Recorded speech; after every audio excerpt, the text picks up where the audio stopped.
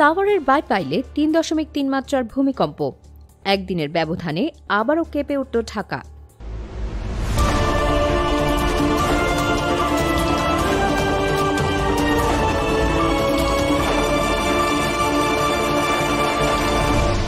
Channel CB. স্বাগতম CB নিউজে।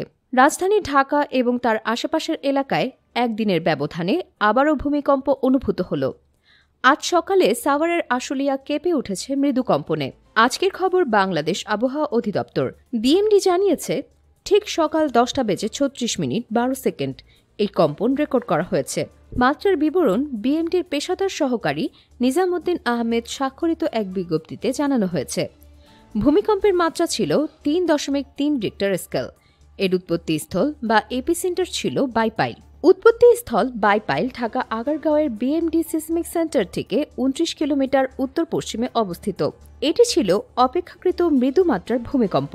তবে এর ঠিক একদিন আগেই গত শুক্রবার রাজধানী ঢাকা সহ দেশের বিভিন্ন অংশে একটি বড় ধরনের ভূমিকম্প অনুভূত হয়। শুক্রবারের সেই কম্পনের মাত্রা ছিল 5.7 রিক্টার স্কেল।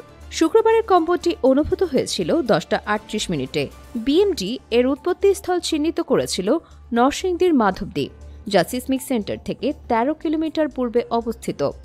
তবে মার্কিন যুক্তরাষ্ট্রের ভূতাত্ত্বিক জরিপ সংস্থা ইউএসজিএস নিশ্চিত করেছে যে এর উৎপত্তিস্থল ছিল নরসিংদী থেকে 14 কিলোমিটার পশ্চিম দক্ষিণ পশ্চিমে, যার গভীরতা ছিল 10 কিলোমিটার।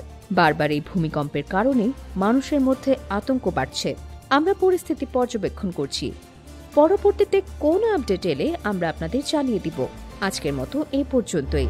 প্রতিদিন গুরুত্বপূর্ণ আপডেটের জন্য আমাদের চ্যানেলটি অবশ্যই সাবস্ক্রাইব করুন।